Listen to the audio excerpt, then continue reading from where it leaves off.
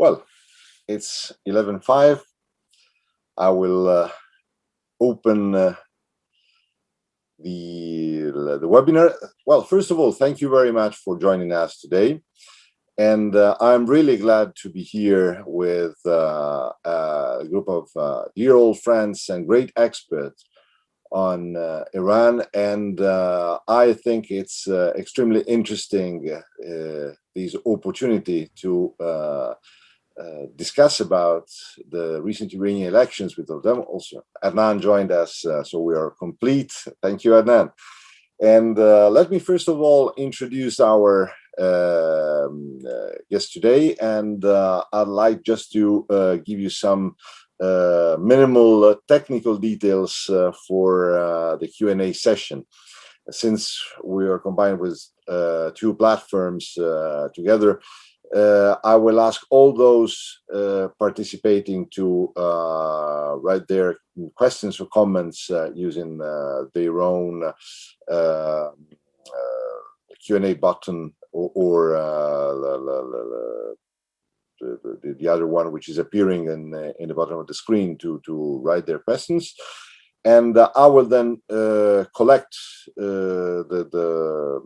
all the questions of the two groups, and I will transfer to our speakers. Without any further delay, I would like to start introducing our experts and speakers, starting from Dr. Rouzbeh PARSI, head of the Middle East and North Africa program at the Swedish Institute of International Affairs in Stockholm. Dr. Aniseh BASSIRI TABRIZI, Senior Research Fellow, Middle East Security, Royal United Service Institute for Defense and Security Studies in London. Dr. Adnan TABATABAI, CEO of Carpo, Center for Applied Research and Partnership with the Orient in Bonn, Germany. And Riccardo ALCARO, Director of the Global Actors Program at Institute of International Affairs in Rome. I will start asking Adnan, who is with us directly from Tehran, to open this first round of Q&A session, and I will start with some questions to each of you. Then Riccardo will discuss at the end of this first phase, and then we'll have a second let's say phase of debate among us, and then we'll open for comments from our public. Well, I would like to ask Adnan, first of all, welcome and thank you very much, all of you, for accepting to participate, and I'm really glad that you're here. And I would like to ask Adnan to discuss about the peculiarity of this 2021 presidential election in Iran, and to discuss a little bit more about the figure of Raisi and where he comes from, which is his entourage. And of course, there have been a huge debate over the figure of Raisi over the international media, and I think it's this is a good opportunity to discuss a little bit more in depth about him and what it could be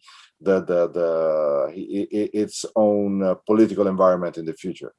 Thank you, Adnan. Thank you so much, dear Nicola, and the Institute for Global Studies to setting this up. It's wonderful to be with you and with Rouzbeh, Aniseh, and Riccardo, and everyone who has joined us. And yes, I'm currently in Tehran, and I can tell you that the entire scene here is still digesting what this election has actually been about.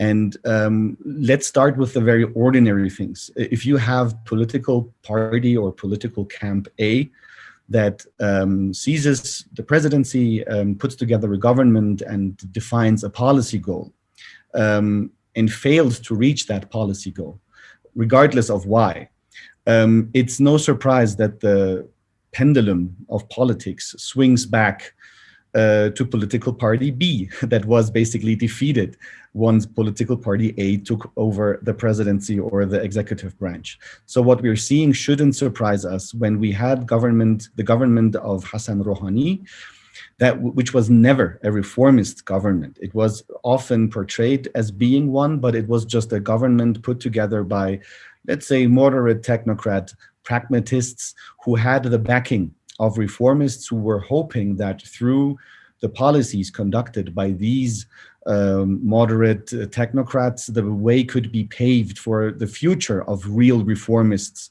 and real reformism in Iran.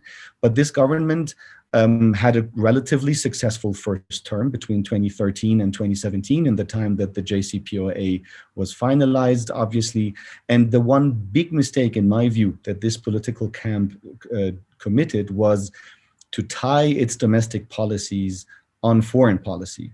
So unlike the saying that that foreign policy is the continuation of domestic policies, for this camp, you could argue that domestic policies are the continuation of foreign policy. So every foreign policy success that Rouhani needed in order to be well equipped internally to foster and to further some of his economic, even socio-political reform plans, needed the success of JCPOA implementation. And that, as we all know, was put in shambles with Donald Trump coming to power and basically derailing the entire diplomatic success that the JCPOA had been. So even without what was unprecedented vetting and disqualifications by the Guardian Council prior to the latest elections, even if that had not happened, I could have imagined that the political camp that Ebrahim Raisi represents may have really won the elections. It has certainly to do with a very low turnout and an unprecedented spread of political apathy, which is understandable if you think about the economic hardship that the Iranian people had to go through in the past couple of years. And let's really just think about the fact that the broader sections of society and the population simply do not have the time and luxury to think about anything related to political reforms, to freedom of speech, to political participation. What they worry about is the price of chicken, of fruits, of rice, of butter, of fuel, and everything that makes a very, very ordinary livelihood. And obviously, the camp that was claiming to be able to champion economic boost in Iran, and that was the Rouhani camp, bitterly failed to do so and was not in a good position to mobilize any voters. Ebrahim Raisi was a quite unknown figure in public in 2017 at the last presidential elections, but still was able to seize roughly 16 million votes. And we should not underestimate that this following may have lost some millions, may have gained some millions, but has been a very solid basis. And this time around, given that the future of the Islamic Republic, the future of the leadership of the Islamic Republic is at play, it seemed as if the political establishment, the power structure, wanted to make sure to pave the way for a smooth power transition for the day when Supreme Leader Ayatollah Khamenei may no longer be able to either perform his position as the Supreme Leader or passes away. There is a lot of debate about Ebrahim Raisi being the favorite candidate, but it's not a done deal yet. Anything can happen throughout a presidency if he does not succeed in implementing meaningful economic programs that immediately improve the livelihoods of the Iranians, then he can have a very, very hard time. Final thoughts on who he is. We have to keep in mind that his past, and in part extremely dark past, has been solely in the judiciary and in the judicial apparatus of the country. We do not know the politician in Ebrahim Raisi, and he himself may not even know who he is as a politician. The sphere he was active in was a sphere in which you had a hard distinction between right and wrong. He's now entering a sphere where there is room for debate, and we will have to see how much room for debate he will allow to happen. In the TV debates, he has suggested he would allow a lot of room for debate.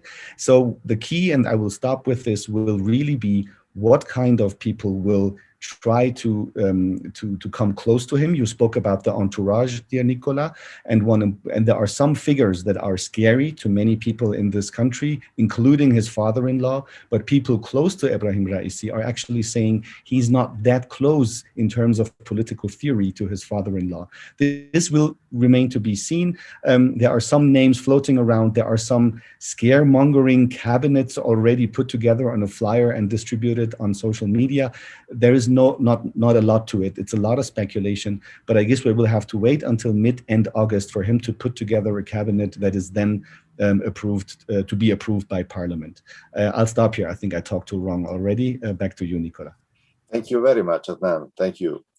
And well, you've introduced the issue of economy, and I would like to ask Rouzbeh the role of economy behind this election, and where Iran is, so where the Rouhani administration left with or is living in terms of economic performance, how much this have influenced these elections, and which are the expectations over the new Raisi government in managing this, in your opinion, Rouzbeh? Thank you.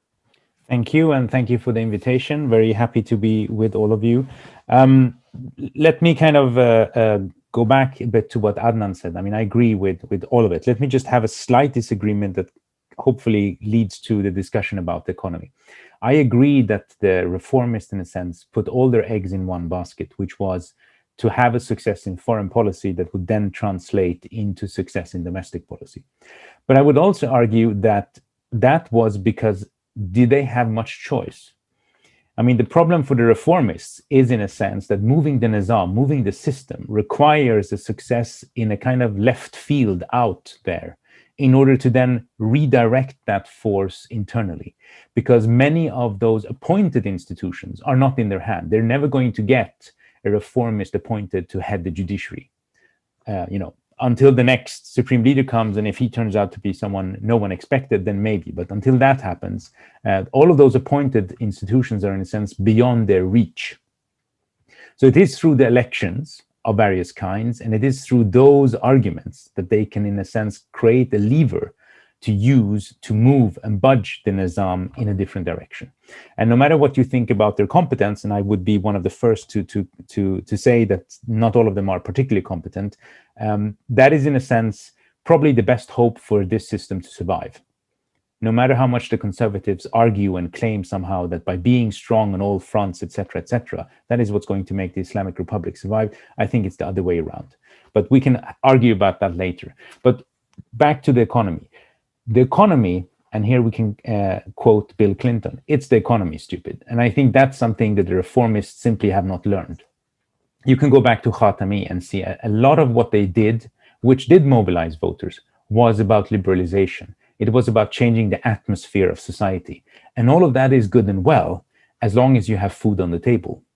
But if you don't have food on the table, and if you used to have food on the table, let's talk about the impoverishment of the middle class, then issues of cultural liberalization really will end up very low on your priority list. So I totally agree with Adnan there that when we're talking about political apathy, it's partly a political apathy, but it's also partly basically because people have better things to do.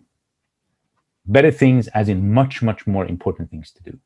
Now, what the Rouhani administration, like every other administration before it, more or less, and the odd man out would be Ahmadinejad to some degree for perhaps surprising reasons, is to believe in this idea of trickle-down economics. If we have an economic boost, if we have economic growth, somehow it will kind of trickle down to everyone one way or another.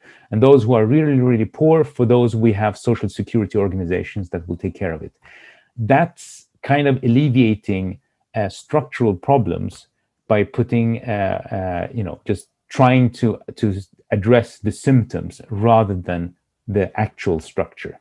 And so what the Rouhani administration did was that they bet on the economic boost coming from having a successful agreement on the nuclear issue. And it looked like it was going to work, but it was, of course, subject to American political vagaries, which turned out totally different. And so therefore, most of that economic growth that was expected simply withered away. And on top of that, those sanctions not only destroyed the Iranian economy's ability to grow by having interaction with the outside world, it turned the Iranian economy even more into a hothouse where basically just one plant really, really likes the humid and very hot weather. And that is, of course, the IRGC.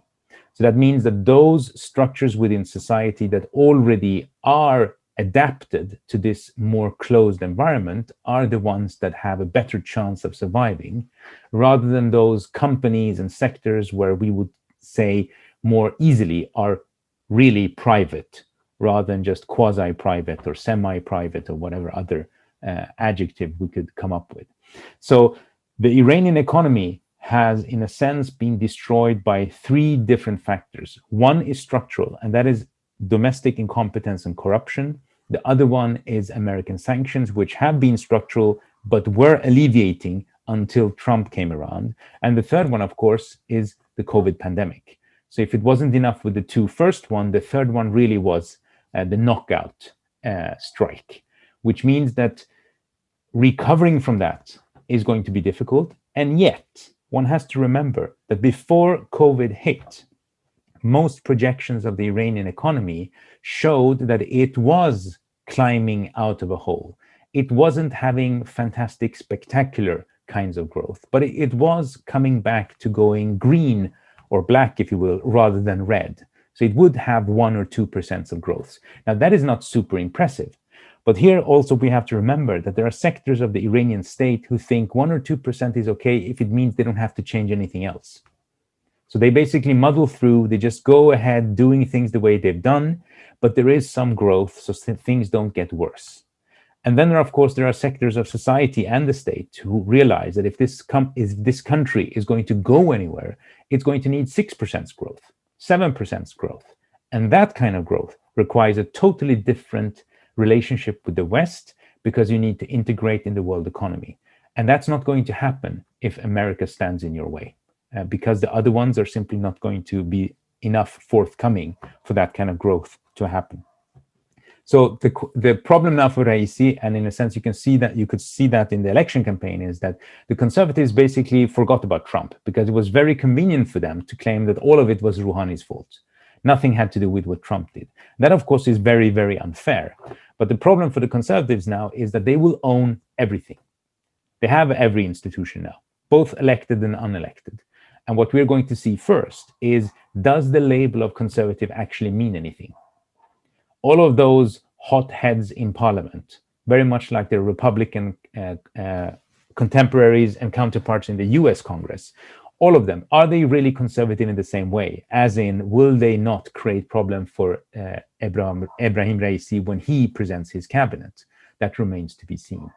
And are they conservative in the same way as the Supreme Leader? Because the Supreme Leader, of course, will have a lot of say when it comes to the foreign ministry, for instance. And the foreign ministry is going to be very, very important for Raisi's ability to interact with the world outside, because of that dark past and because of the fact that he has no experience himself of those kind of interactions, as Adnan already pointed out. So I think it's a tall order to get the Iranian economy in order, but this new cabinet that is going to come into power and Raisi will have no one else to blame but themselves, because now, supposedly, all in agreement, these conservatives control all the levers of power.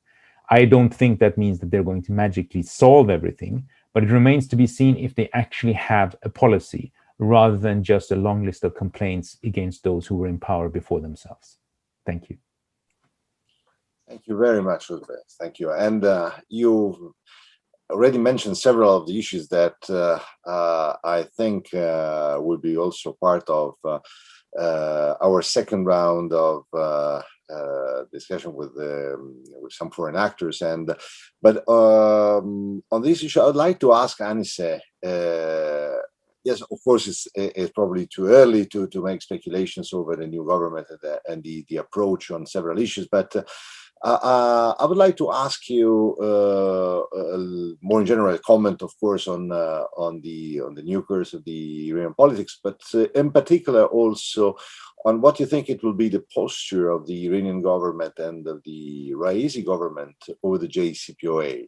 So from what we've seen from the political debate that we have seen in this last pre-electoral phase. Do you think that there will be change, continuity, or something in the mid in this? Which is your opinion regarding the evolution of the JCPOA, the discussion, especially from the Iranian side, of course? Thank you. Thank you, Nicola, and thank you for the million-dollar question. Of course, as you say, there has been a lot of stress on continuity already by Raisi himself in the debates and the presidential debates, and already also some indication that he might want to at least portray this line of continuity moving forward, including by potentially maintaining at least parts of the negotiating team in place. So at the moment, it's all speculation about who will stay, who will go. I would say that I'm a little bit less optimistic about continuity, generally speaking.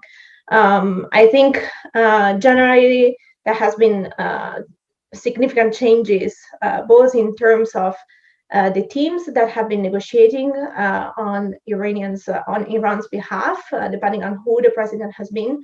So one of the tendency has been quickly to change the negotiating team very early on after taking power.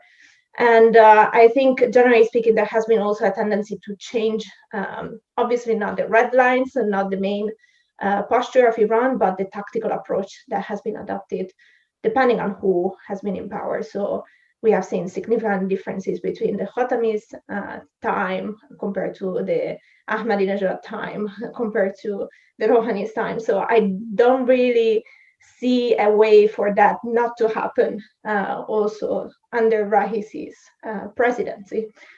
I agree that very much depends on who will be really the cabinet and who will be composing the team. So I very much agree with Adnan. I think it's very important to look at who the appointees will be to understand, generally speaking, the approach that Iran will adopt in foreign policy, but also specifically when it comes to the nuclear issue. But I think generally speaking, already we can see a change in the tone. We have seen already the first speech made by Raisi as a president-elect. And I think that forecasting continuity is hard. So I think there are now three major scenarios. Obviously, negotiations are continuing in Vienna, and there is some expectation that these might be reach a conclusion before the new administration will be in power in August.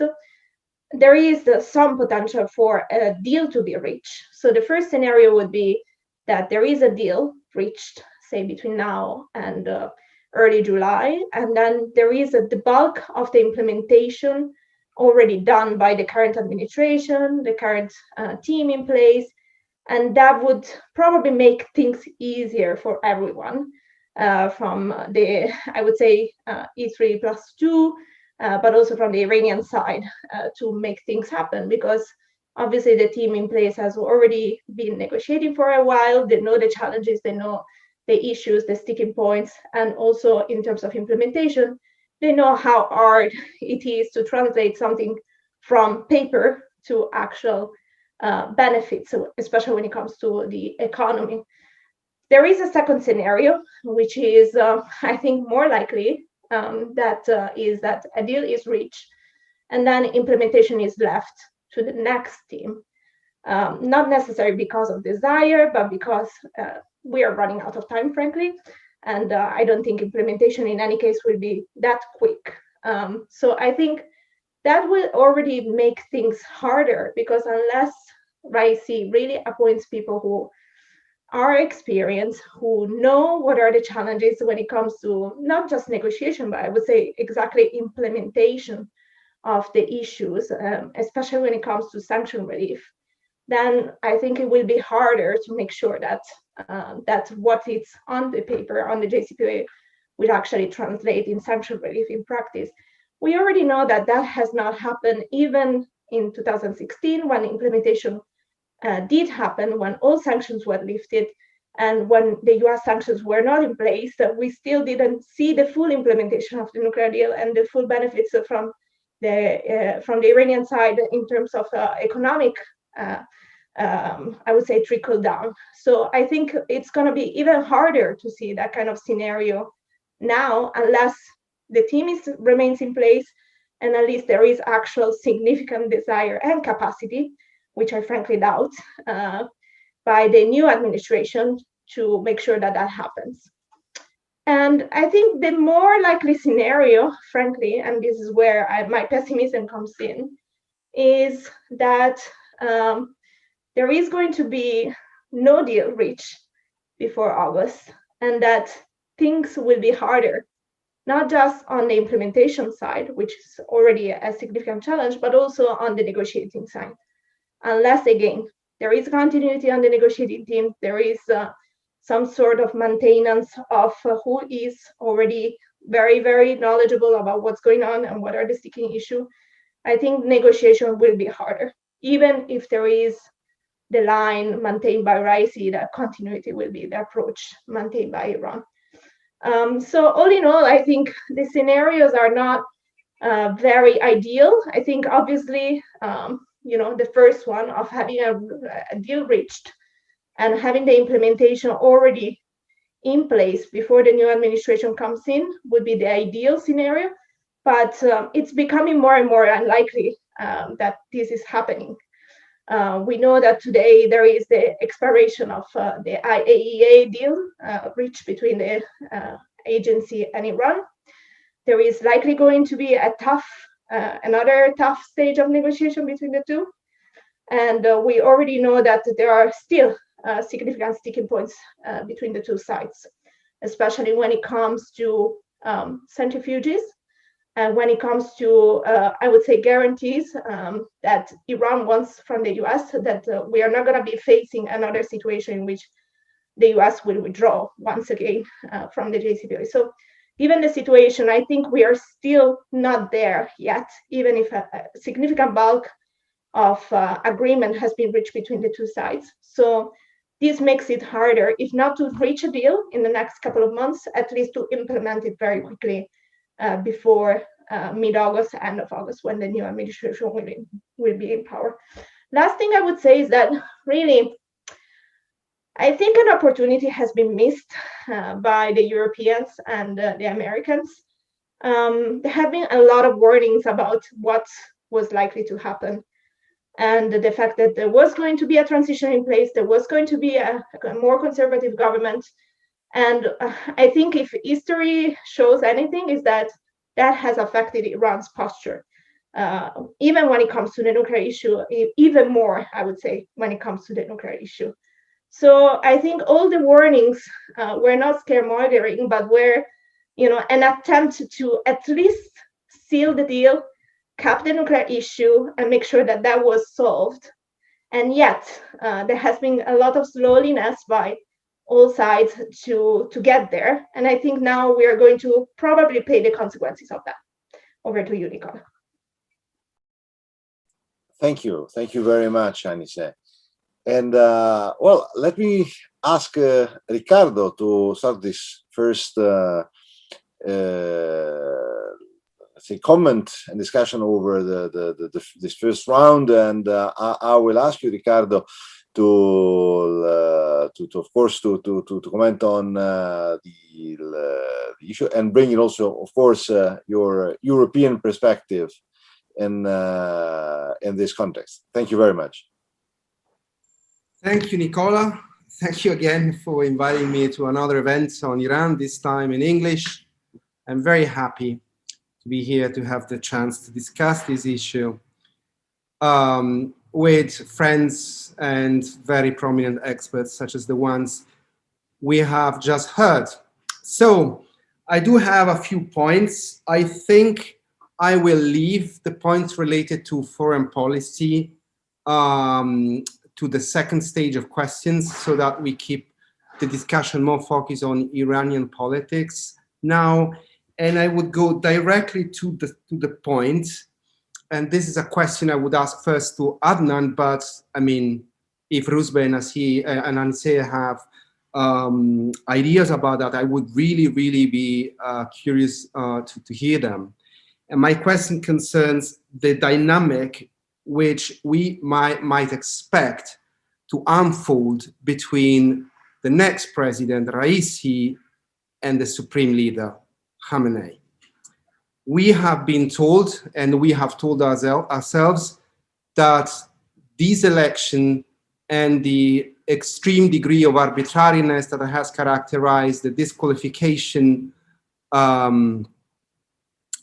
process by the Guardian Council should be read as ultimately an attempt at ensuring the continuity of the Islamic Republic. The problem was less political legitimacy and much more the power transition. So the continuity of the existence of this very peculiar polity. And we have been heard time and time again that Raisi is now one of the leading candidates to succeed Khamenei.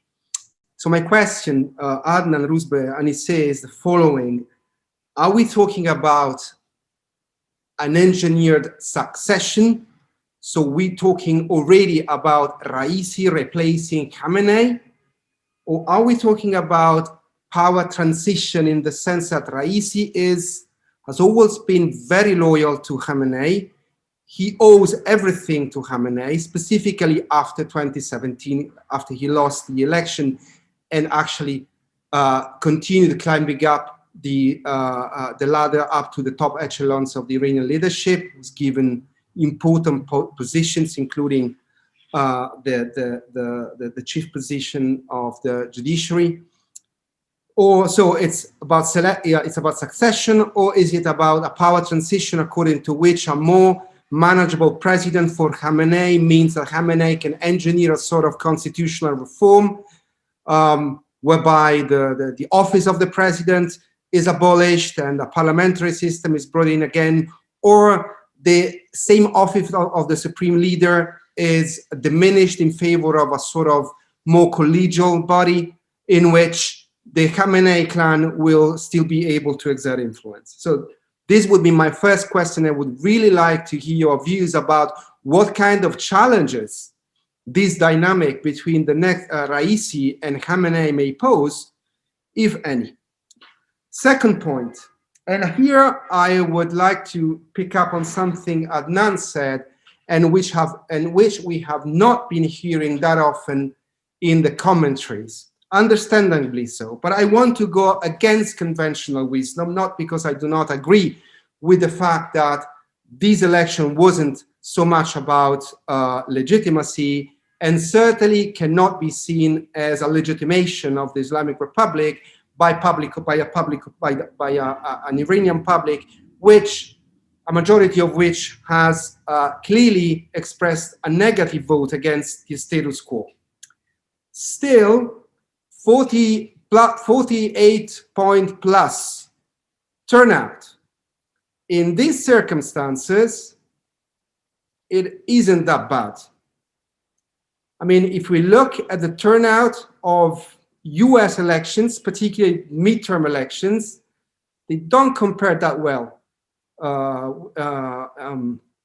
with this turnout we've just seen in Iran. So it was, yes, low turnout.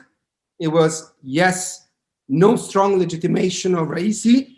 It was clearly an expression of anger and dissatisfaction at the way the Islamic Republic, at the point the Islamic Republic is. I am not entirely sure it is that automatic to turn dissatisfaction against the status quo into dissatisfaction against the Islamic Republic as such. And let's not forget, as Adnan said, over 18 million people still voted for Raisi, a very uncharismatic candidate. And this means that whatever critics may say from the outside, the Islamic Republic, well, in terms of, I mean, the clerical regime is not devoid of public support. And this should be said over and over again, especially to those people, and they are still there, and they will be more vocal now, who still claim that there might be something like regime change in Iran, if not forced from outside, created from, from the inside, because the regime is totally corrupt and totally bankrupt. The regime is, I'm certainly not fan of this regime, but I'm saying, analytically speaking, let's not forget that there is significant support, certainly not majority support, but from the data we have to assume that there is support. And if this regime is put under pressure, it will not go down without a fight. And that fight would be really, really bloody, not just for Iran, but for the region. So this is something I think we should say over and over again as a warning against easy answers.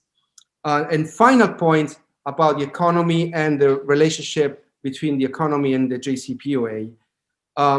So as I said, let's keep all the questions concerning foreign policy for the next stage.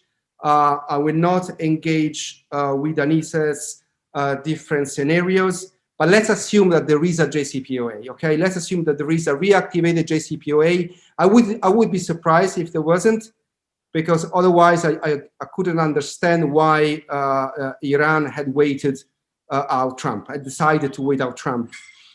Anyways, let's assume there is a JCPOA. This is not the JCPOA of 2015. JCPOA of 2021 is a much weaker agreement, not least because Raisi and the people around him, including Khamenei, I think, actually Khamenei and the people around him, including Raisi, see it really differently.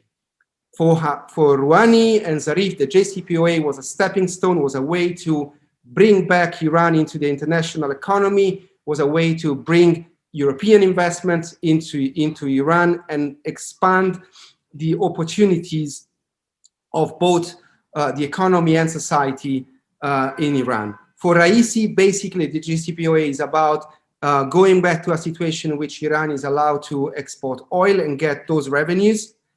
But I don't see Raisi or Khamenei, for that matter, really interested in leaving this idea of the resistance economy behind them and promote a strong integration of Iran into the international economy. I think they would be pretty happy with a sort of half-autarkic Iran, which can, of course, export oil and gas abroad, but is not that much integrated into any economy. Unfortunately, not just the European economy, but not even the regional one.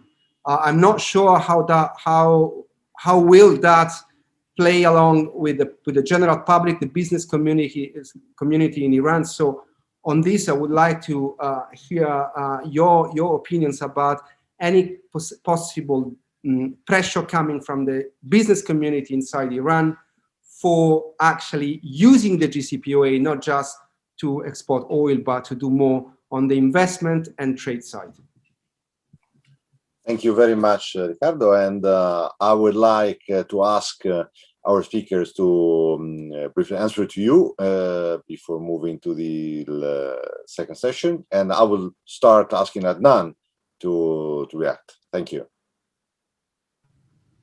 Well, Riccardo, that was quite a comprehensive list of things that we need to discuss. And I have to say that my experience from looking at the domestic politics in Iran is really that we need to be much more humble in our future assessments. And I think all the points you made with regards to the power dynamics and how that can play out will depend on so many things. I think one thing that we can say for sure is that there is a trusted relationship between Ayatollah Khamenei and Raisi for many reasons, for many years, that the Supreme Leader really wants infighting to stop. He suffers under infighting in the way that he is under pressure from many different corners in order to alleviate some of this infighting. So having someone in the presidential office whom he knows is loyal is certainly important. And every president so far at some point has turned out to view himself as being at least, if not more powerful than the Supreme Leader, and then starting challenging him. And obviously that's a difficult task the supreme leader to work on. I am very, very skeptical about the introduction of constitutional reform and the idea of getting rid of the president's office, for the simple reason that if you introduce a parliamentary system, you will still have that political infighting that will happen during the parliamentary elections that then are supposed to bring up a prime minister rather than a president.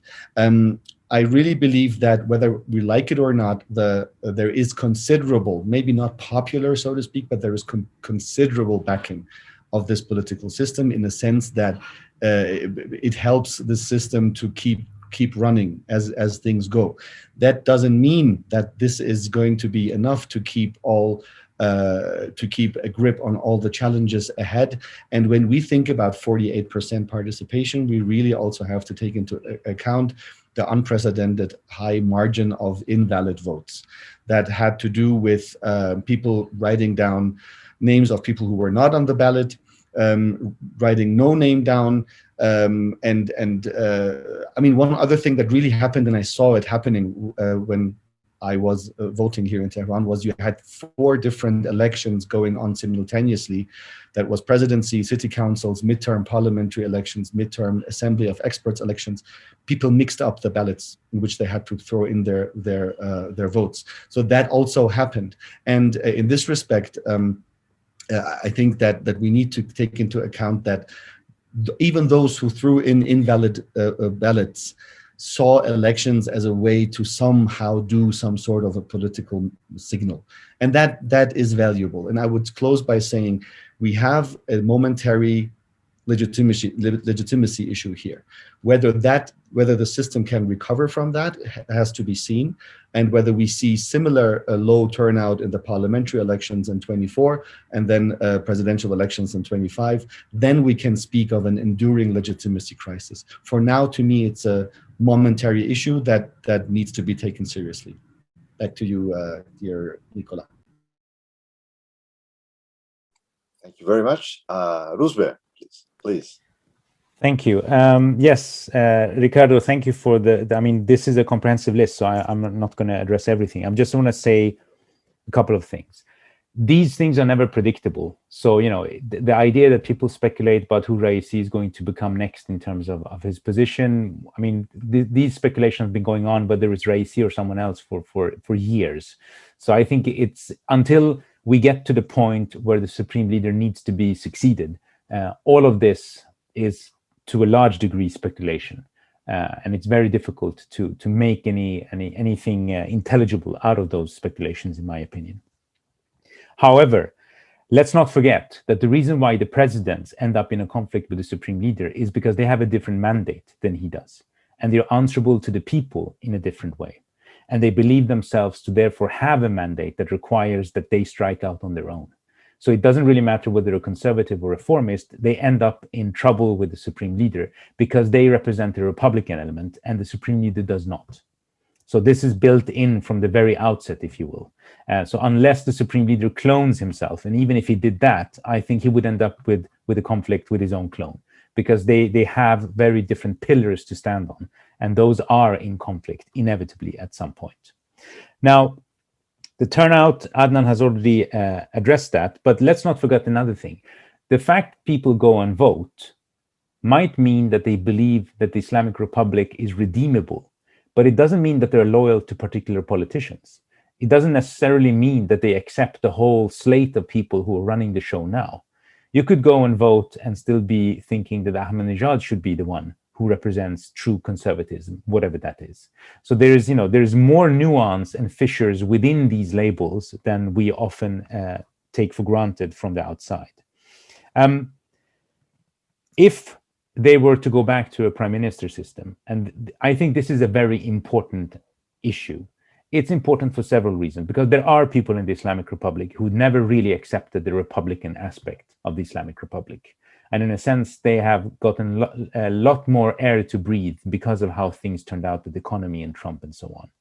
But even if they were to turn to a prime ministerial system, what happens, as Adnan said, is that the bickering is going to continue, because bickering is part of the Islamic Republic. I mean, a lot of the institutions that this system has are institutions that are supposed to mediate between different factions of the system. And all they do is they institutionalize yet another venue to deal with the bickering. It doesn't alleviate, as in totally dispel the bickering. But the motivation for having a prime minister is that you get away from one of actually the more redeemable facets of the Islamic Republic, the competition that you have in a presidential election. Because what happens in a presidential election is that even if 5 of them are conservatives, they still have to distinguish themselves from each other in order to get votes. And that opens up the system, and it removes the curtain and allows us from the outside and the voters to see much more of what's going on within the political elite. And it forces them to take policy positions that have to be much clearer, because it's done in front of the public. So if they were to remove the presidential system, they will get a more pliable system, because the prime minister will be chosen from parliament, and parliamentary elections are not as cool, if you will, as presidential elections, does not garner the same kind of attention, does not result in the same kind of open conflict and competition, but the bickering is not going to end because of that, because there's still a lot to bicker about. I mean, in the end, this is the thing. This is a republic born out of a revolution. They haven't answered satisfactorily most of the most crucial issues that made the republic to begin with. So there's always going to be something to bicker about, not just intra-political faction fighting, but the fact, what about poverty? What about corruption? What about environment? What about the fact that Iran is going to run out of water in a couple of decades if they continue in the way they're doing now? These are not things that are just bickering in a politicking way. These are very existential issues that have to be solved.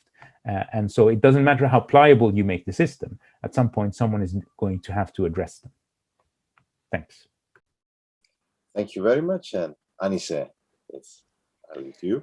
Thanks, Nicola, and thanks, Riccardo.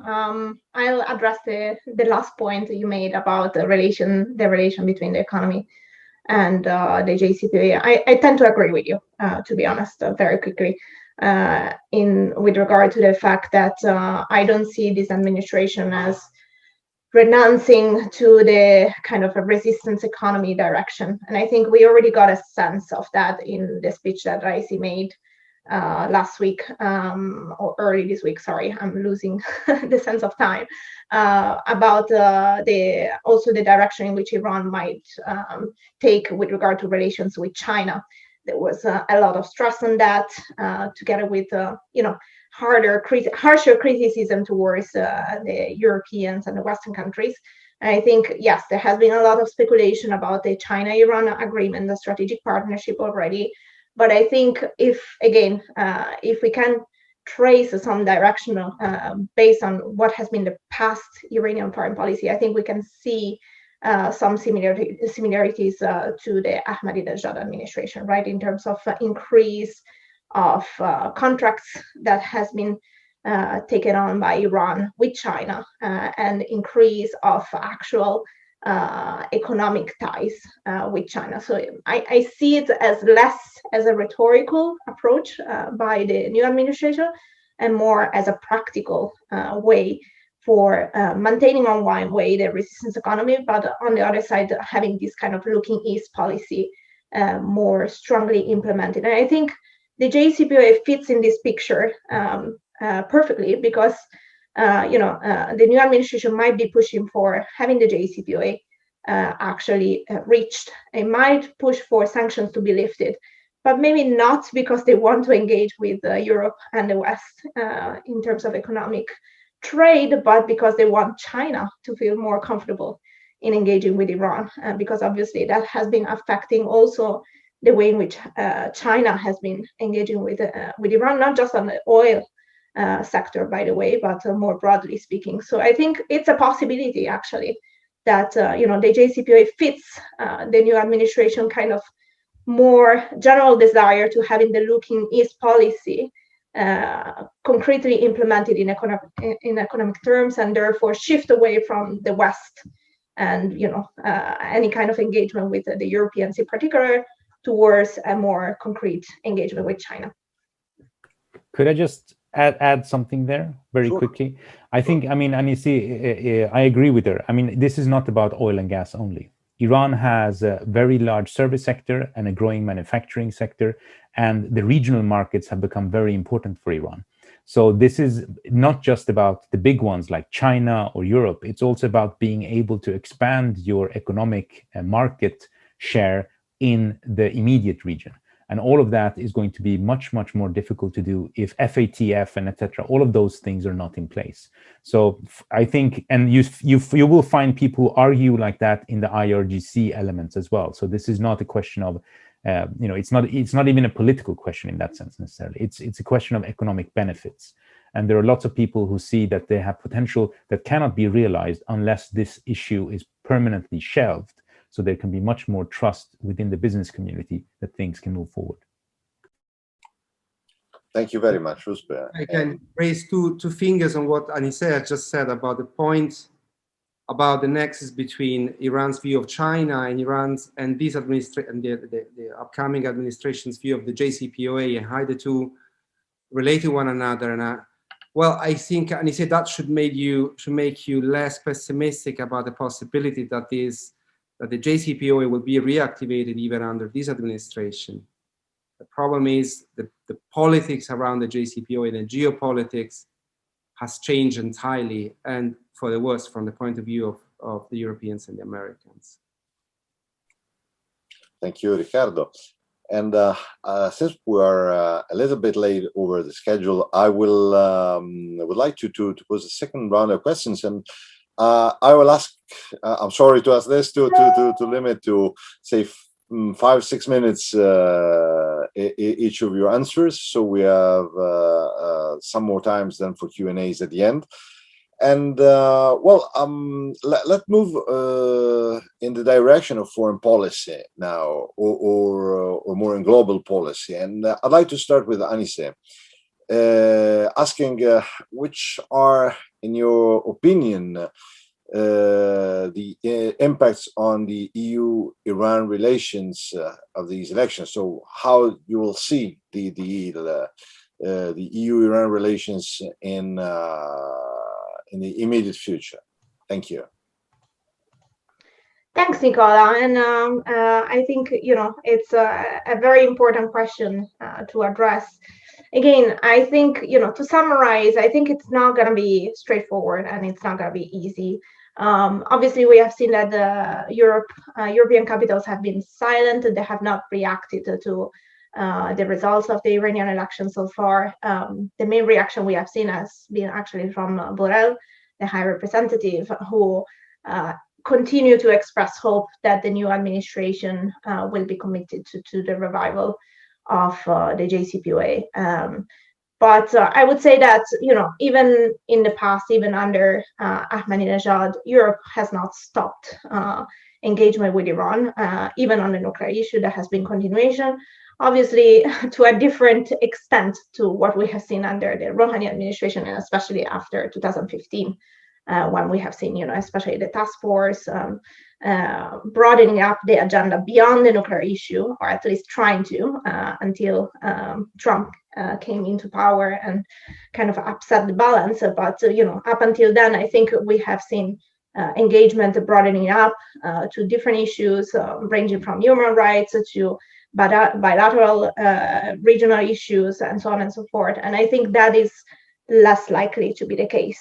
I think it's more likely that, if continuation of engagement is the trend, then it's going to be, again, at least for the time being, very narrow, very focused on the JCPOA, on the nuclear issue and its implementation. And I think, as again Adnan has mentioned, very much depends on who is going to be appointed. There is, very little indication about who will be in charge of specifically relations with the EU. But I think that is going to be very important because, yes, Raisi is not designated on the EU sanctions, differently from the US. But I think the track record that he has on human rights still will make it very hard for the Europeans to engage with him. engagement was already hard under the current administration. I mean, yes, Zarif has been traveling across European capitals, but in terms of actual movement of what that meant in terms of actual EU-Iran relations, that has not really improved massively. I can see that that is likely to be the case, even more so under the new administration, because unless you have someone who is, has a very clean track record and has, like similar competencies, a similar desire of engagement, but based on what we have been discussing so far, that doesn't seem to be very likely. So I think from a European point of view, it's going to be challenging. From the Iranian point of view, again, in Raisi's speech, we have seen already him criticizing the EU for failing to fulfill its commitment under the JCPOA. Yes, he signaled Iran's openness to interact with other countries, including Europe, not so much the US. He already has been clear that he's not willing to meet President Biden. So I think, that there is openness there, but what that will mean in practice, I think it's still unclear. And as I mentioned before, because of what we have seen on China and because of what Rouzbeh says, which I agree very much in terms of, generally speaking, the trend in which Iran is moving towards, which is, yes, maybe not détente and not maybe rapprochement or even economic regional structure, but very, very strong relations with regional countries, Iraq, Afghanistan, others, Chabahar, India, all of these issues come to mind. I see this administration as stressing and focusing on that rather than really focusing on improving relations with the EU. So, yeah, again, mixed bag. Thank you very much, Aniseh. And let me ask Adnan what the Raisi administration could be over the regional dimension, and especially on the Persian Gulf, with especially with the monarchies. There have been some improvements in the bilateral let's say, relationship with Saudi Arabia in the recent past, or at least it seems that there is a beginning of an improvement. But what do you think it will be the dimension at the regional level, and in particular in the Persian Gulf area? Thank you. Thank you, Nicola, and I really am already learning a lot from all what the others are saying. Let me say that there was this very unfortunate dynamic that got worse and worse in the past years, that among GCC stakeholders and interlocutors, most of them I had engaged, I think closely after the late Qasem Soleimani being the arch enemy in the eyes of everybody in the GCC region, closely after that, Javad Zarif was among the most despised persons when you spoke to people there, because they always felt this diplomat, this highly skilled diplomat, is just only there to basically fool us, and the government of Hassan Rouhani and this moderate approach is just a facade. So ironically, I feel that any sort of messaging coming from Tehran now with the government led by Raisi might be viewed as being more credible. And while I think it's very unfortunate, I'm not judgmental here. I'm just saying it's very unfortunate that things developed that way. And given the fact, and Nicola, you already alluded to it, we are seeing a continuation of secret talks between security officials from Iran and Saudi Arabia being held in Iraq. And I really think that Iraq being the host of these meetings is also extremely important. And so I have coined these people coming from track 0.5. So it's not even the political track yet. It's really the security circles, a mix of IRGC Quds Force and Ministry of Foreign Affairs participants from the Iranian side, and security, intel, and military establishment from the Saudi side. And I don't see why this should change in any shape or form under Raisi's presidency. And obviously, we will have to wait and see any sort of action and policy decision. But the fact that Aniseh alluded to this during his first press conference, he explicitly mentioned Saudi Arabia. He explicitly mentioned there is no reason not to reopen embassies and consulates, and that the regional countries will be the focus. And to me, there are really two reasons, and I will close with that. The one is that, albeit clumsily, Iran has always been saying that regional stability matters to them. It wasn't a coherent message in the past years, but I guess that this will be followed. The second thing is, and this goes to Riccardo's point about the resistance economy, an essential part of this is the strategy to neutralize sanctions or the effect of sanctions, not just trying to lift sanctions, but to really neutralize the effect of sanctions. And in order to be able to do so, Iran likes to open new trade routes with its immediate neighbors to be able not to be too dependent on either relations with Europe or with the East. Therefore, I think relations with immediate neighbors are going to be high on the agenda, and I hope that they will be fostered in a more, let's say, elegant and coherent way under Raisi. Back to you, Nicola. Thank you very much, Adnan. And then, Rouzbeh, let me ask you another very difficult issue.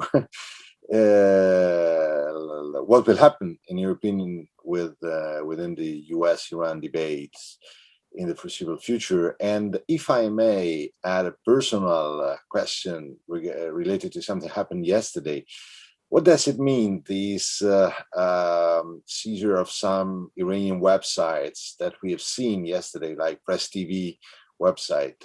Is it part of a specific strategy, or it's just the continuation of the previous one? Thank you. Thank you. Well, I often say that when we're discussing Iran, we have to be optimistic as a duty, Pflichtoptimist, as we say in German, rather than that we have that much tangible to go on that can make you optimistic.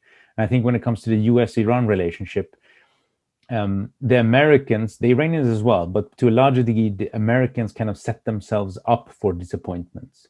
And that has not so much to do with the Iranians as it has to do with the American perception. You see, the problem, and this goes back to something that Aniseh mentioned earlier as well, the Biden administration wasted a couple of months after coming into office thinking that it could afford to wait out the Iranians. So in a sense, they used, or that was the grand plan in Washington, to use the maximum pressure of the Trump sanctions that are still in place, by the way, as a way of pressuring Iran to more to be more subservient, if you will, in actual negotiations once they would get to them. That, of course, failed. And that failed for a very simple reason, that in the US and DC in particular, they're not very good at assessing the weakness, but more importantly, the strength of the counterpart.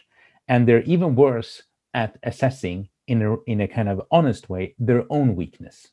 So the problem structurally is that Americans always think that they are so strong that they can get everyone else to do what they want. And they expect everyone else to be so weak that they're going to be grateful for being even negotiated with, and then through those negotiations to get scraps, if you will. That has never worked with Iran. So, I mean, in a sense, it shows you the importance of discourse and narrative, which kind of supersedes reality. Because if they had been more realistic in looking at what they've done in the last 20 years, they would realize that that's simply not going to work. And that's not an ideological point. It's just the Iranians are basically stronger than the Americans are ever willing to concede, and they are much more stubborn than the Americans are ever willing to accept.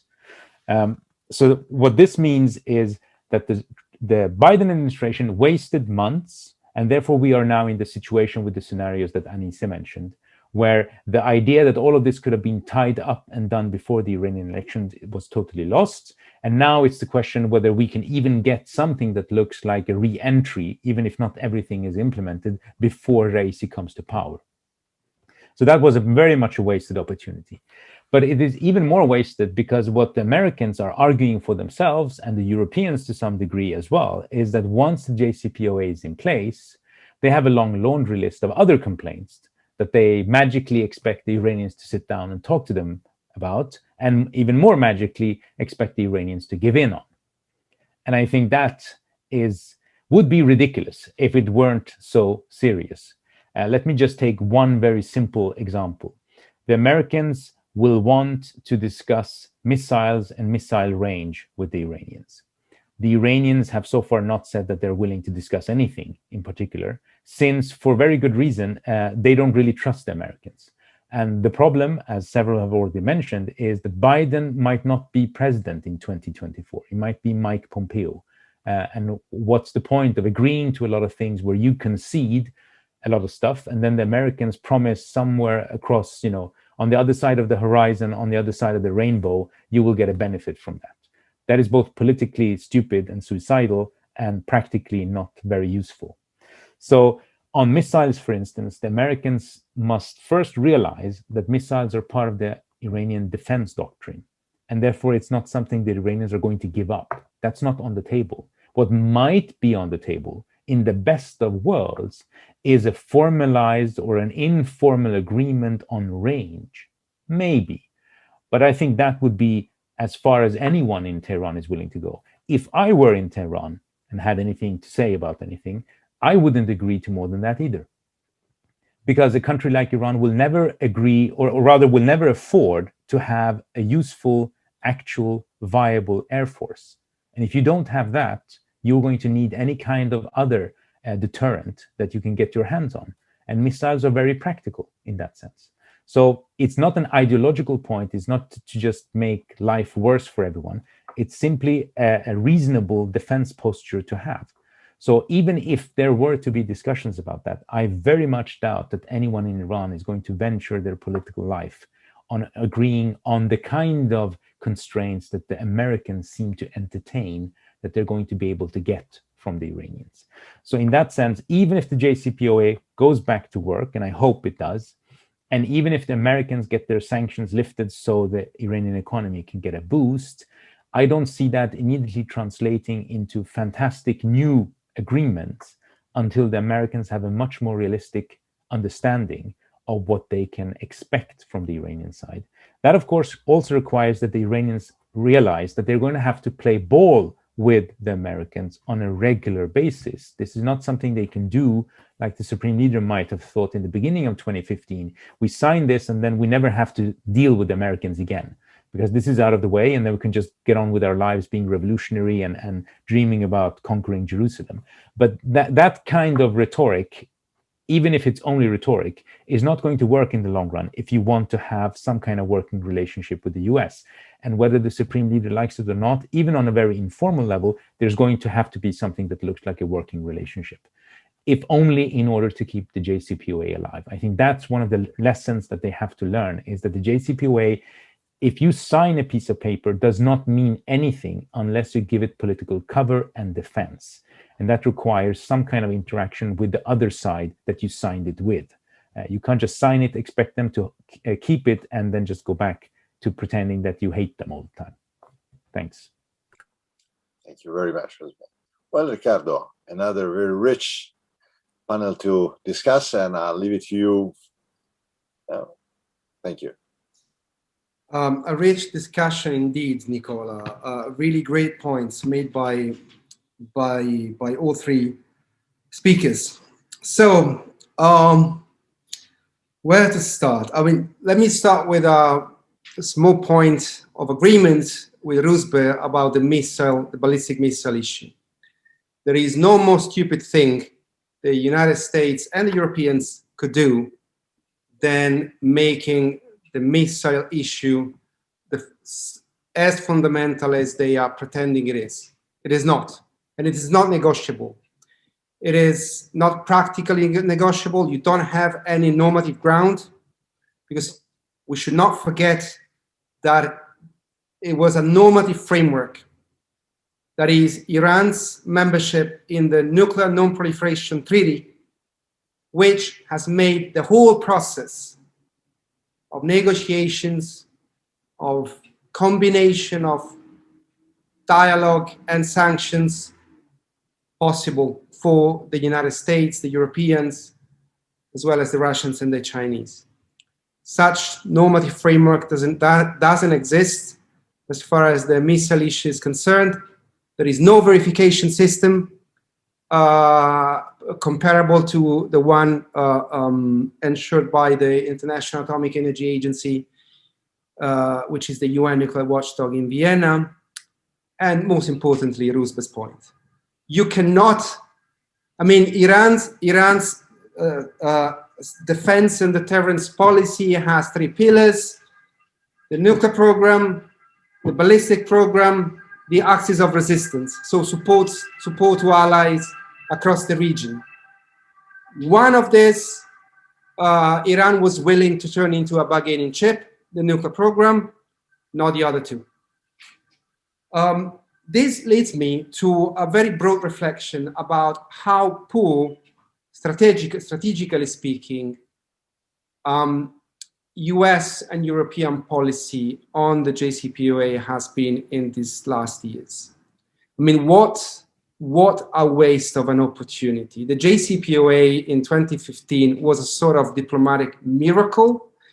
If you think about it, there are not many other instances in the 21st century in which an agreement between rivals involving countries with such a different foreign policy outlooks as China and Russia on the one hand and the United States and Europe on the other have actually been concluded. I cannot think of anyone actually.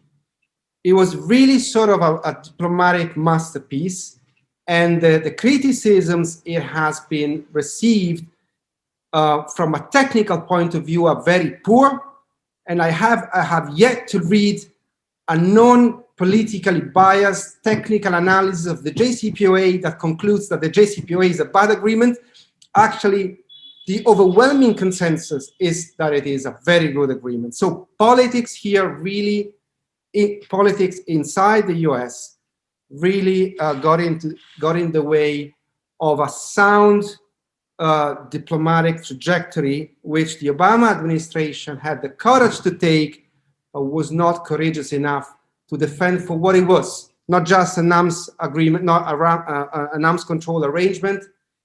It was a political agreement with very deep geopolitical implications.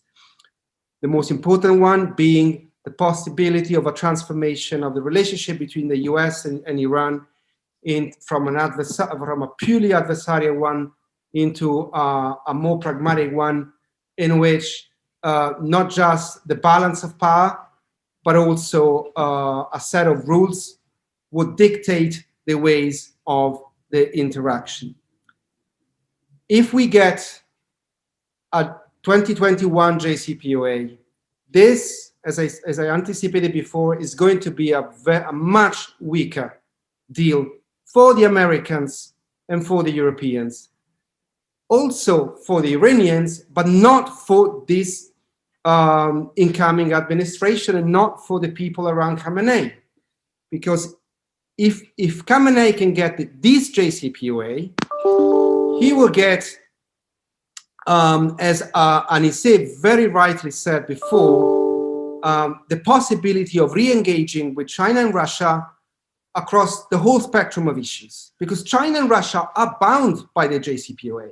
So as long as Iran is not compliant with that, they can be pushed, they can be, cajoled, they can be even wooed by Americans and the Europeans to put pressure on Iran. But if the JCPOA is there, China and Russia, especially China, are free to engage with Iran as long and extensively as they want. And this is something Khamenei would certainly like. We are not going to have the originally assumed 10 years of good faith implementation of the JCPOA between 2016 and 2026, the date by which the first limits on Iran's nuclear program will start fading. And that means that there is very little room for a stronger, longer deal, the kind of deal Trump promised and Biden, again, promised, different tactics, but the same kind of promise. And by 2026, the US and the Europeans will be in a much weaker position to exert pressure on Iran unless they change tack and they engage Iran. But engaging Iran with this administration, with this president, with this kind of human rights record, is really going to be challenging, and I don't see that happening. So by 2026, we are going to have a stronger and bolder Iran with Russia and China behind it, and the US and Europe in a weaker position, and the US very, how can I say, very concerned about that. So the only reason why the US should pursue the JCPOA now is that if it doesn't, the situation will be even worse, because we will have a potential risk of escalation. But then if the US does return to the JCPOA, it has really to engender a sort of strategic transformation, or a transformation of its strategic calculations concerning Iran and the Middle East, and understand that it will have to keep Russia and China engaged on Iran, very much so, because it will need Russia and China in 2026, or even before that, because in 2023, we're gonna see the embargo on the ballistic, on the sales to Iran of ballistic material and technology expire at the UN by 2023, which should see Iran ratify the additional protocol of the International Atomic Energy Agency, which is a document expanding the power of inspection of the agency. But we should also see the US moving from a suspension of sanctions by presidential fiat to a lifting of sanctions by legislative act of Congress, which as of now is a non-starter. So we are going to see we're going to see a very bumpy road from here to 2026. And look, I had very good feelings about the JCPOA in 2025. I don't have those very good feelings in 2021, in 2015, and I don't have them in 2021, because I see now the JCPOA as a lesser evil, whereas in 2015, it was really the potential start of something great, of something big in the region. So I'm still, I'm very much a supporter of the JCPOA, because the alternative today would be much worse, and because I have to hope that somehow the United States will think through its strategic options and realize that maximum pressure has failed when it was easier to take. It will be an even bigger failure in 2024 or 2026, and therefore you have to change tack. You have to find a way to engage Iran. Even this administration, our way to do so would be a much greater coordination with Russia and China. The US has said, Biden has said, Russia and China are very problematic, because they are, but there are some areas of convergence, and non-proliferation is one of the areas of convergence he has pointed to. He has to deliver on that. Otherwise, in 2026, if it's him again, if it's a Democratic successor, or worse, if it is a Republican president, he or she will be in a much more difficult situation. And given the rigidity of US politics right now, I don't see we coming out of that situation in a way we would like. Thank you very much, Riccardo, for your excellent comments. And I would like to open up for another final quick series of comments from our speakers. And I will start, of course, with Aniseh. For yours. Thank you. I mean, nothing much to add to this, really. Like, it has been very comprehensive discussion. I'm just upset that we moved towards a more pessimistic kind of outlook from where we started. But I think this very much reflects, like the mood of us Iran watchers. Has been a bumpy road, and I think it's going to be continuing to be that way, if not worse, moving forward. Unfortunately, I'm not very happy to say that, but I think, again, like it's not all lost. There is still levers of influence and potentials, as all speakers have mentioned, for this situation to turn into something better than what we have been describing so far. I think, like one of the really big question is how much the fact that maybe the current administration will feel united, will feel more, empowered, have an implication on its direction, its tactical approach, both in foreign policy and domestic politics. I'm holding to that hope and to the fact that maybe this level of unity could have a positive impact on the direction of Iran, especially when it comes to foreign policy.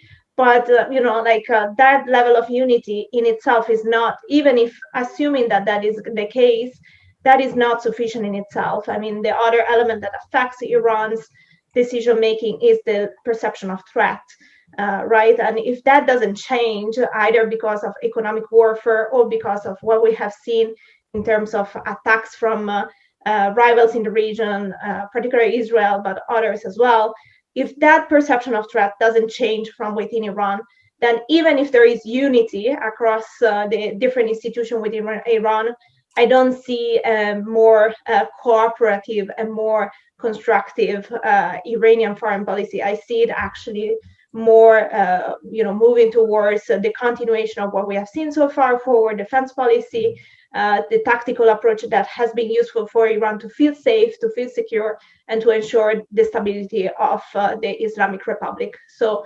these two factors, I think, are very important to watch moving forward. And I think this is where, in particular countries such as the EU and the US could have a role, like reducing the perception of threat towards Iran. That could still help, I think, de-escalating at least the environment in which Iran operates. Thank you, Nicola, and thank you all the colleagues for a very, very stimulating conversation.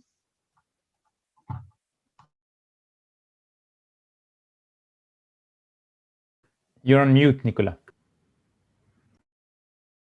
Sorry. Sorry, overconfident of the technology. Adnan, thank you.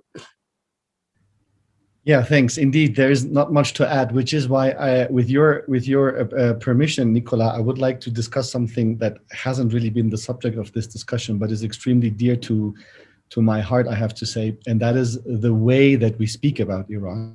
And the Iran debate has turned extremely ugly and poisonous in the past couple of years, up to a point, I don't know whether all of you know, that people, while they were trying to vote in embassies and consulates outside Iran, were physically attacked, beaten. People ran there with their cameras, yelling at them, insulting them, harassing them. And this kind of physical space violence was basically in the making when we look at the online debate on Twitter, on other platforms, and in the extremely harsh and poisonous way that the Iran debate is run. And I would like to call on everybody. I mean, obviously, you all have been on the receiving end here on our virtual panel, but on everybody to really try their best to reclaim a debate culture which is going to be even more controversial with this election. And if we do not take care properly of this, we won't even have people daring to be nuanced, let alone challenging ordinary public wisdom, so to speak. So I really wanted to make this point because I know that in the run-up to this event, there has also been some virtual attacks, so to speak. And it's extremely important if we want to have these kinds of discussions that we are going to need with the current situation of developments in Iran. We really have to protect this discursive realm that we're active in. And sorry, and thank you for presenting this realm today, Nicola, and sorry for me derailing the conversation, but I trust on Rouzbeh to bring us back on what has actually been the subject. Well, thank you very much, Adnan, and you're really touching a very good point, and I really thank you for doing that. And let me ask Rouzbeh for a final comment. Okay, with that pressure, let's see what I can do. No, but I think, I mean, I agree with Adnan and I also agree with Aniseh. I think there are two things here. It's the osmosis between foreign policy and domestic policy. That the Iranian foreign policy to some degree is about how they conduct domestic policy and what they're afraid of domestically. And so in that sense, the taunt on the outside can help de-escalate things domestically. And that is important. And I think that's why the economic aspect is crucial, because it's much easier to see a win-win there for people outside than people inside. That in turn could hopefully also make some of the things that Adnan pointed to less inflammatory, because I totally agree with him as well. It's not just about how things are done in Iran or how things are discussed in Iran. It's also about the fact that people on the outside who have much greater sway, have much greater democratic space to speak in, still end up talking in ways that could at best be excused or at least understood if it took place within a very confined and restricted space. We don't have that excuse on the outside. Everyone has the democratic space to use, to speak, and to organize, and yet some people tend to end up not really saying what they're for in a constructive way, but rather spend their time attacking others for what they are trying to say. Thank you very much, Rouzbeh. And before completing this extremely interesting seminar, I would like just to mention some of the questions we received. Not all of them, unfortunately, we don't have time, but just a few of them. And I'll ask each of you to answer with a very ultra quick answer to those you think are interesting. Well, let me quote just some of them. Marcel Laroux, how much the dark past of Ebrahim Raisi will weigh on its future political credibility, what the people thinks about that. Aldo Trario, it seems that Arakci could be confirmed heading the negotiation team. Does this mean continuity? Could it be compatible with the possible appointment of Jalili as Minister of Foreign Affairs? Hans Schar, what will happen to Rouhani and Zarif? Are they going to disappear from the political context, or there will be a credible opposition playing a role? Dariush Sorabi, it seems that Israel new government is characterized by a less aggressive posture toward Iran. Is it true in your opinion? Suzanne Lagarde, Mahmoud Ahmadinejad was largely described as at the beginning as a strong ally of the leader, eventually ending its presidency as an antagonist.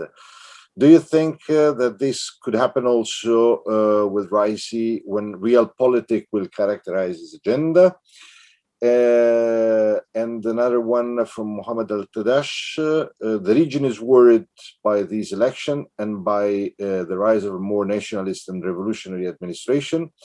Why no one is interested to listen regional grievances? Well, I will leave it here, and I will ask Adnan to start answering, because I am afraid that Aniseh has to leave the panel. We agreed that she had to leave at 11:30. So if you have time, Aniseh, I will leave it to you first. Otherwise, I will.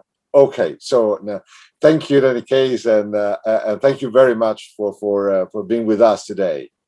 Thank you, Aniseh. So I will ask Adnan to answer first. I will really have to say that these questions are questions I'm asking myself too, in many respects. So what's going to happen with Rouhani and Zarif? We really do not know. Is Zarif going to be in one way or another included in the foreign policy team as advisor to the Supreme Leader, as advisor to the Supreme National Security Council? We will have to wait and find out. I can run a whole story of speculations that wouldn't really help us. So that's that. I think that Raisi will have to invest a hell lot of things into overcoming his dark past that I mentioned earlier, and he can only do so by implementing policies and showing that he as a politician is different than he as a judge. And the final thing I would want to say, because someone also asked this in the chat, is about Israel. And there I am extremely worried. We have actually now an even worse administration in Tel Aviv with Naftali Bennett and a similar radicalization, if you will, on the Iranian side. So I don't know how that could make us in any shape or form hopeful. Yeah, I think a couple of words on that. Thank you. Thank you very much, Adnan. Rouzbeh, can I ask you to answer? Thank you. I think I agree with Adnan on Raisi's past. That's not a question mark. The question mark is who will be his foreign minister. That is, can he have someone who is competent, who in a sense is fluent in diplomatic language, who can interact on his behalf? So there is there is enough space between Raisi and the outsiders who have difficulty standing next to him, so to speak. So that's the big question. I think Arakchi will continue. He is not seen as partisan, and he's very competent. He's been on this portfolio from the very beginning. So in that sense, it would be an unnecessary loss to cut him loose. There is a tradition in the Islamic Republic that former presidents and foreign ministers and others are, as Adnan mentioned, they're moved up into the system in advisory roles. You can see all the previous foreign ministers, more or less, at least the ones who made a mark, have gone that way. So unless someone really, really wants to have a vendetta with Zarif, I don't see why the supreme leader should not do the same here and take him back. And if nothing else, Javad Zarif also happens to be an excellent academic, so he can always go back to teach the next generation of diplomats something about the world. Israel, I agree with Adnan, but also not necessarily just for the political shift there, also because Iran and Israel now have a direct physical military interface in Syria, which I think is very, very worrisome. It's been going on for some time now. And that is a change considering if you look at the past. In the past, there was always proxies or whatever. There was someone in between them when they fought. Now they're in a sense fighting directly. And I think that's very worrisome for everyone, themselves included. Regional neighbors and their complaints. Look, there are complaints from the neighbors that are legitimate. And then there are complaints from the neighbors that are basically just childish. To argue and complain about the Islamic Republic and its supposed character isn't going to get you anywhere, because no one is going to negotiate about their character. So if you want to negotiate, if you want to reach some kind of accommodation, because that's what there's going to be. The US is never going to do everything Saudi Arabia wants on Iran. Saudis have to do that themselves. And that means doing what they're doing in Baghdad now. Sit down and discuss concrete issues rather than complain about each other's religious or other kinds of characteristics, because that's not something you can negotiate on. Thank you very much, Rouzbeh. And if I can add just a very small comment to what you said about the risk with Israel, in addition to the conflictuality over in Syria, there is an increasing maritime challenge which is emerging these days, which I think it's extremely, extremely dangerous. And last but not least, of course, I would like to ask Riccardo to comment on these questions. And Riccardo. Thank you, Nicola. Well, it's not that I really think I can add much to what Adnan and Rouzbeh have said already. So I will go back to my fifth point, which is US and European policy. I mean, unless the Americans and the Europeans undergo a process of mindset transformation concerning Iran and the region, and they go back or go up to a level of strategic thinking that diplomacy requires in this increasingly complex multipolar world, we will end up on the losing side. And not just we as, not just the Europeans or the Americans, but the region will risk further instability, violence, and insecurity because also of the rigidity of the policy-making processes and the policy framing processes in Europe and the US. Of course, Europe Europe has a greater potential for adapting, but at the same time, if I compare the Europe of 2021 to the Europe of the early 2000s, I have seen a diminishing curve in terms of the European ability to be proactive, to be creative, and also to challenge the United States. Let's not forget that if we have a JCPOA, in the end it is, there are many, many reasons, but the first step was a European action, actually, an Anglo-French-German action that took place in the summer of 2003 against the wishes of the Bush administration. I haven't seen the Europeans mature strategically. I actually have seen them becoming more childish or at the EU level and more aligned with a kind of discourse on Iran, which is closer to the demonization of Iran we have seen for decades, especially the last 2 decades in the US, especially in France, In the UK, a lot of disinterest. In Germany, I mean, it is surely a surprise, a negative surprise for me, that this E3 action, which has been one of the best things the Europeans have done in years, foreign policy wise, has not actually brought to any higher level of strategic engagement and thinking between the three and the partners within the EU. So again, I will end with a pessimistic note, because I really believe that history will judge those who have spoiled the JCPOA in Europe and the United States very, very, very harshly. Thank you very much, Riccardo. And well, I would like to conclude. We are 10 minutes late, which is, I think, absolutely normal in discussion about Iran and these topics. And I think that the loyalty of the almost 120 which have followed us this morning is demonstrating how interesting the debate was, and how great the discussion fueled by our speakers was. So I would like to really thank you all, in particular our speakers, Adnan TABATABAI, Rouzbeh PARSI, Riccardo ALCARO, and Aniseh BASSIRI TABRIZI, which has to leave at 11:30. Well, let me really thank you all, congratulating for this extremely interesting debate. I really learned a lot, and I will really hope that we will be able to discuss again in late September, early October about this issue. And hopefully we will do it in person in Rome with all of you. So really, thank you very much. And I will keep you posted with the video will be put online within today, and you will receive, of course, all the materials and the information regarding the upload. Thank you very much to all of you for being with us today. Thank you. Thank you. Goodbye. Thank you. Bye bye.